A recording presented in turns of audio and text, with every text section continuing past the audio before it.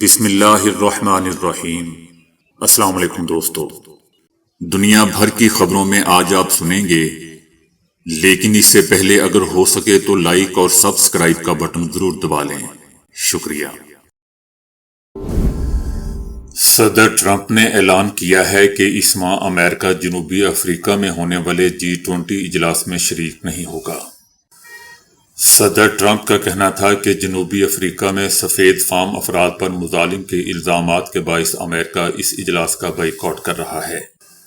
صدر ٹرمپ کا کہنا ہے کہ یہ مکمل شرمناک بات ہے کہ G20 اجلاس جنوبی افریقہ میں منعقد ہو رہا ہے، سفید فام افراد کو مارا جا رہا ہے، ان کی زمینیں اور کھیت غیر قانونی طور پر چھینے جا رہے ہیں۔ جب تک یہ انسانی حقوق کی خلاف ورزیاں جاری رہیں گی، کوئی بھی امریکی عہدیدار اجلاس میں شریک نہیں ہوگا۔ دوستو، صدر ٹرمپ کو یاد رکھنا ہوگا کہ فلسطین میں بھی یہی کچھ ہو رہا ہے۔ فلسطینیوں کی زمینیں، ان کے کھیت باغات وغیرہ ان سے چھینے جا رہے ہیں۔ یہ بھی تو شرمناک بات ہے، اس پر کوئی بات نہیں کرتا، بلکہ بے شرمی کی حد تک کی بات ہے۔ بہرحال ابتدائی طور پر صدر ٹرمپ کا کہنا تھا کہ وہ خود شرکت نہیں کریں گے، لہذا نائب صدر جے ڈی وینس کو بھیجیں گے۔ تاہم وائٹ ہاؤس نے واضح کر دیا ہے کہ کوئی امریکی نمائندہ اجلاس میں شرکت نہیں کرے گا۔ دوسری طرف جنوبی افریقہ نے اس فیصلے کو افسوسناک قرار دیتے ہوئے کہا ہے کہ افریقنز کو صرف سفید فام گروہ کے طور پر پیش کرنا تاریخی طور پر ہی غلط ہے۔ اس کمیونٹی کے خلاف کسی قسم کی منظم زیادتی یا مظالم کے دعوے حقائق سے ثابت نہیں ہوتے۔ یاد رہے دوستو کہ صدر ٹرمپ نے بارہا جنوبی افریقہ پر سفید فام اقلیت کے ساتھ امتیازی سلوک کے الزامات لگائے ہیں۔ اب شوگر، کینسر، دل کے امراض اور موٹاپے جیسے دائمی امراض والے افراد کی امریکہ کے لیے ویزا درخواستیں مسترد کی جا سکتی ہیں۔ ٹرمپ انتظامیہ کی جانب سے دنیا بھر میں امریکی سفارتخانوں اور قونصل خانوں کو نئی ہدایات جاری کر دی گئی ہیں۔ ٹرمپ انتظامیہ کی جانب سے نئی پالیسی کے تحت ویزا افسران کو ہدایت دی گئی ہے کہ وہ یہ طے کریں کہ درخواست گزار بغیر کسی حکومتی امداد کے زندگی بھر کے ممکنہ علاج کے اخراجات خود برداشت کرنے کا اہل ہے یا نہیں، تبھی اسے اجازت ہوگی امریکہ میں آنے کی۔ امریکی حکومت کی جانب سے جاری ہدایات کے مطابق ایسے افراد جو صحت کے مسائل سے دوچار ہوں وہ امریکی وسائل پر بوجھ ثابت ہوں گے، خاص طور پر اگر ان کی عمر زیادہ ہو۔ ترک صدر رجب طیب اردوان نے اعلان کیا ہے کہ ترکیہ کا وفد اگلے ہفتے پاکستان کا دورہ کرے گا تاکہ پاکستان اور افغانستان کے درمیان بڑھتی ہوئی کشیدگی پر بات چیت کی جا سکے۔ ترکیہ کے شہر استنبول میں ہونے والے پاکستان اور افغانستان کے مذاکرات دوستوں کسی معاہدے کے بغیر ختم ہو گئے ہیں۔ مذاکرات میں فریقین سرحد پار تخریب کاری کی نگرانی کے طریقہ کار پر اتفاق نہ کر سکے۔ دونوں کے درمیان بات چیت ختم ہو چکی ہے اور اب یہ غیر معینہ مدت کے لیے معطل ہو چکی ہے، کیونکہ افغان طالبان وفد بغیر کسی واضح منصوبے کے مذاکرات میں شریک ہوا اور تحریری معاہدے پر دستخط کرنے سے گریز کیا۔ اگرچہ دوستو مذاکرات تعطل کا شکار ہیں، تاہم دونوں ممالک کے درمیان موجود عارضی جنگ بندی بدستور قائم ہے۔ آسٹریلیا کے میلبرن انٹرنیشنل ایئرپورٹ پر ایک مسافر اس وقت جلس گیا جب اس کی جیب میں رکھا لیتھیم پاور بینک اچانک پھٹ گیا اور آگ بھڑک اٹھی۔ پاور بینک نے حرارت کے باعث اچانک آگ پکڑ لی۔ دھواں پھیلنے کے بعد ایئرپورٹ میں موجود تقریباً 150 افراد کو فوری طور پر بحفاظت باہر نکال لیا گیا۔ دوستو یاد رہے کہ متعدد بین الاقوامی ایئر لائنز پہلے ہی پاور بینک کے استعمال پر پابندی عائد کر چکی ہیں، جبکہ کچھ نے پاور بینک کی گنجائش اور چارجنگ کے حوالے سے بھی حدود مقرر کر رکھی ہیں۔ انڈیا کی ریاست جوناگڑھ پر بھارت کے غیر قانونی قبضے کو 78 سال مکمل ہو چکے ہیں۔ تاریخ کے اس سیاہ باب کی یاد آج بھی مظلوم کشمیریوں اور جوناگڑھ کے افراد کے دلوں پر تازہ ہے، جہاں بھارت نے دوستو 1947 میں زبردستی قبضہ کر کے پاکستان سے الحاق کے فیصلے کو پامال کیا۔ ریاست جوناگڑھ نے آزادی کے بعد دوستوں باقاعدہ طور پر پاکستان سے الحاق کا فیصلہ کیا تھا، جس کی منظوری جوناگڑھ اسٹیٹ کونسل نے بھی دی تھی، لیکن بھارت نے جوناگڑھ پر دباؤ ڈالا کہ وہ اپنا فیصلہ واپس لیں، مگر ناکامی کے بعد بھارت نے طاقت کے زور پر ریاست پر قبضہ کر لیا۔ بھارتی افواج نے جوناگڑھ میں نہتے مسلمانوں پر مظالم ڈھائے، بڑے پیمانے پر قتل و غارت کی، خواتین کا احتسال کیا اور املاک کی تباہی کی گئی۔ اس کے بعد بھارت نے اپنے قبضے کو جائز ثابت کرنے کے لیے ایک نام نہاد ریفرنڈم بھی کروایا، جسے عالمی برادری نے کبھی تسلیم نہیں کیا۔ ماہرین کا کہنا ہے کہ جوناگڑھ پر بھارتی قبضہ اس بات کی واضح مثال ہے کہ بھارت نے آزادی کے بعد کئی شاہی ریاستوں پر زبردستی تسلط قائم کیا، اور آج بھی یہی ہندو انتہا پسندی پورے بھارت کو نفرت اور جبر کی آگ میں جھونک رہی ہے۔ اقلیتوں کے خلاف مظالم، مسلمانوں پر پابندیاں اور انسانی حقوق کی پامالی، یہ سب بھارت کی 78 سالہ جاہرانہ پالیسیوں کی علامت ہے جو آپ بھی جاری اور ساری ہے۔ روس نے تصدیق کی ہے کہ صدر پوٹن کی جانب سے ممکنہ جوہری تجربے کی تیاری سے متعلق حکم پر عمل شروع کر دیا گیا ہے۔ یہ حکم دوستو امریکی صدر ٹرمپ کے اس غیر متوقع اعلان کے بعد سامنے آیا ہے، جس میں انہوں نے امریکہ کی جانب سے جوہری تجربات دوبارہ شروع کرنے کا اشارہ دیا تھا۔ حالیہ ہفتوں میں روس اور امریکہ کے تعلقات میں شدید کشیدگی دیکھنے میں آئی ہے۔ صدر ٹرمپ نے یوکرین جنگ کے خاتمے میں ناکامی پر صدر پوٹن سے طے شدہ سربراہی اجلاس منسوخ کر دیا اور روسی حکومت پر نئی پابندیاں عائد کی ہیں، جو ان کے دوبارہ اقتدار میں آنے کے بعد پہلی مرتبہ ہیں۔ صدر ٹرمپ نے اعلان کیا تھا کہ امریکہ 33 سال بعد دوبارہ جوہری تجربات شروع کرے گا، تاہم انہوں نے واضح نہیں کیا کہ آیا یہ تجربات روایتی زیر زمین جوہری دھماکوں کی صورت میں ہوں گے یا نہیں۔ صدر ٹرمپ کا یہ اعلان چائنا اور روس جیسے حریف ممالک کے لیے ایک سخت پیغام سمجھا جا رہا ہے۔ افغان طالبان حکومت کی نااہلی، معاشی بد انتظامی اور عوام دشمن پالیسیوں کے باعث افغانستان شدید بحران کا شکار ہونے لگا ہے۔ افغان طالبان کے ظالمانہ اقتدار نے افغانستان کو غربت، افلاس اور تباہ حالی کی تصویر بنا دیا ہے۔ اقوام متحدہ کی حالیہ رپورٹ میں کہا گیا ہے کہ افغانستان کی تباہ حال معیشت اور عوامی بدحالی کے ذمہ دار صرف طالبان حکومت ہے۔ افغانستان کی 65% آبادی غربت کا شکار ہے، جبکہ مزید 19.9% افغان شہری غربت کے دہانے پر کھڑے ہیں۔ جنوبی ایشیا میں غربت میں نمایاں کمی کے باوجود افغانستان اس بہتری سے محروم رہا ہے۔ افغانی عوام اپنی بنیادی ضروریات سے 55.5% حد تک محروم ہیں۔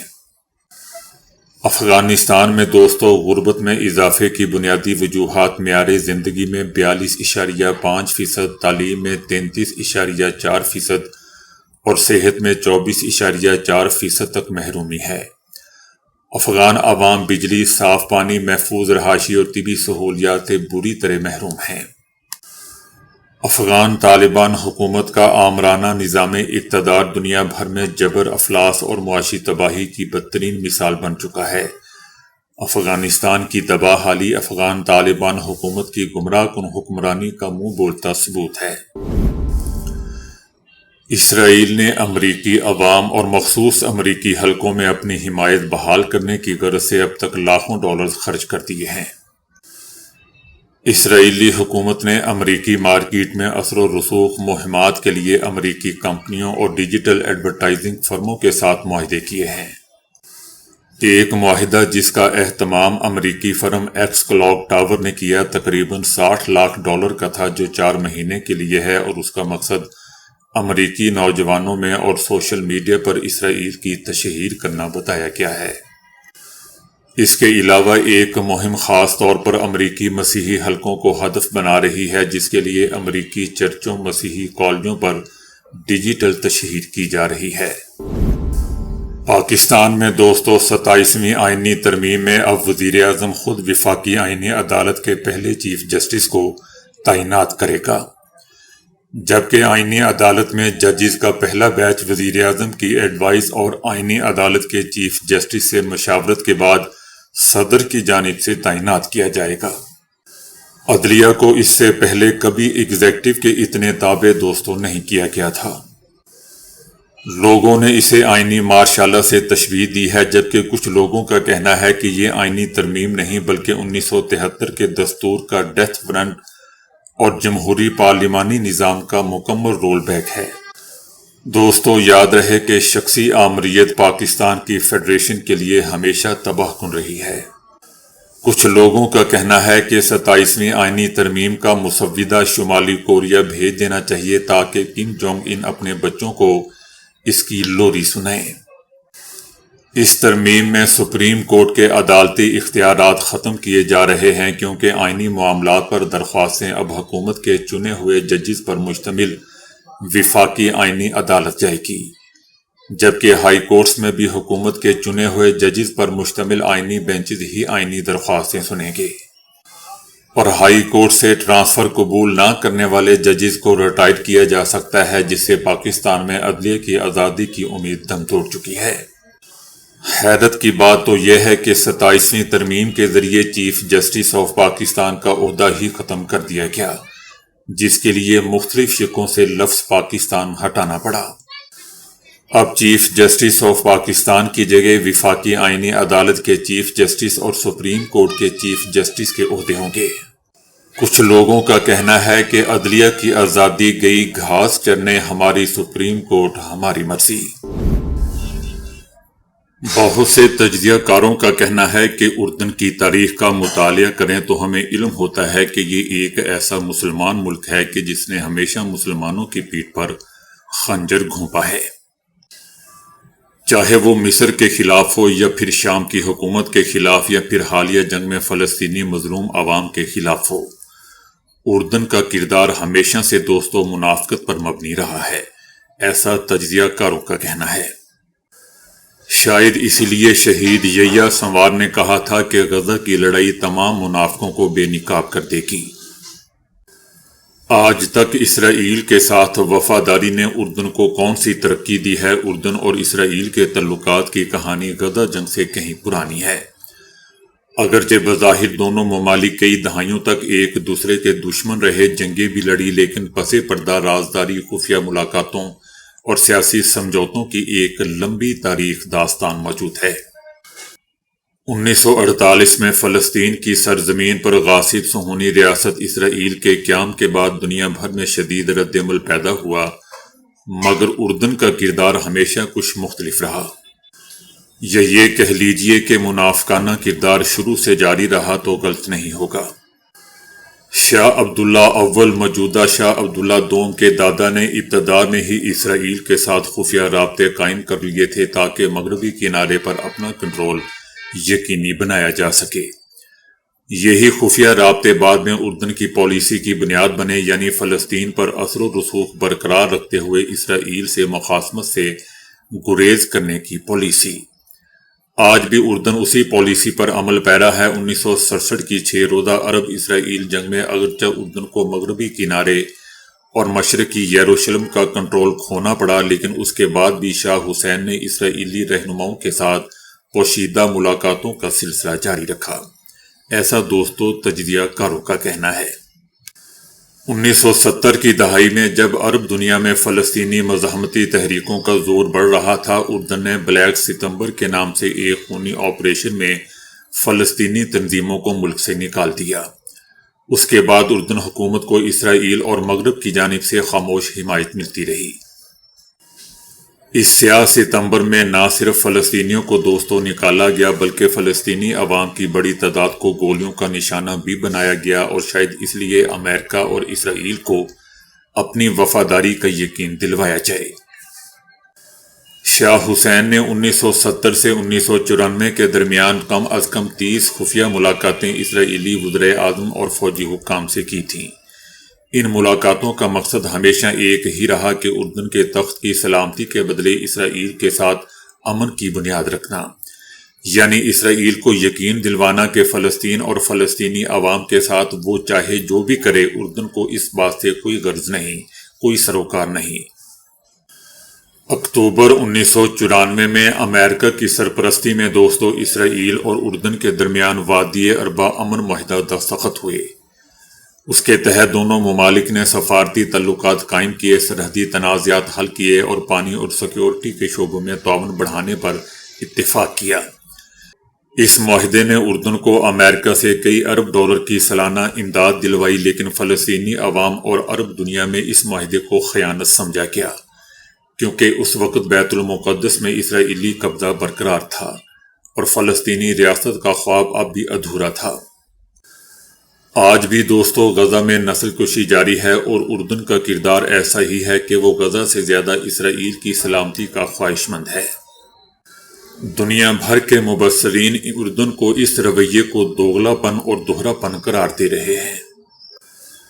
اردن کی ساری مہربانیوں کے بدلے میں اردن حکومت کو امریکہ سے فوجی امداد، اسلحہ اور داخلی استحکام کی ضمانت ملی۔ یہ ضمانت دوستو اس بات کی سب سے بڑی دلیل ہے کہ اردن کے شاہ حسین نے اپنی خود مختاری اور وجود کو امریکہ اور اسرائیل کے ہاتھوں گروی رکھ دیا ہے، جبکہ دوسری طرف اردن کے عوام نے ہمیشہ اردن حکومت کے ان اقدامات کو شدید تنقید کا نشانہ بنایا ہے اور اپنے غم و غصے کا اظہار کیا ہے۔ یعنی حالیہ غزہ جنگ میں بھی اردن کے عوام نے مظاہرے کیے اور وہ جہاں امریکہ اور اسرائیل سے ناراض تھے، وہاں ساتھ ساتھ اپنی حکومت کے دوغلے پن اور منافقانہ رویے سے بھی شدید ناراض ہیں۔ اردن میں دوستو اس وقت بھی عوام کی اکثریت فلسطین کی حمایت میں ہے، جو اسرائیل کے خلاف سخت جذبات رکھتی ہے۔ لہٰذا حکومت کو ہر وقت ایک نازک توازن برقرار رکھنا پڑتا ہے، ایک طرف مغربی اتحادیوں کو مطمئن کرنا اور دوسری طرف اپنی عوام کو غصے میں قابو میں رکھنا۔ تو دوستو ابھی کے لیے اتنا ہی۔ ویڈیو کو لائک اور شیئر کرنے کا بہت بہت شکریہ۔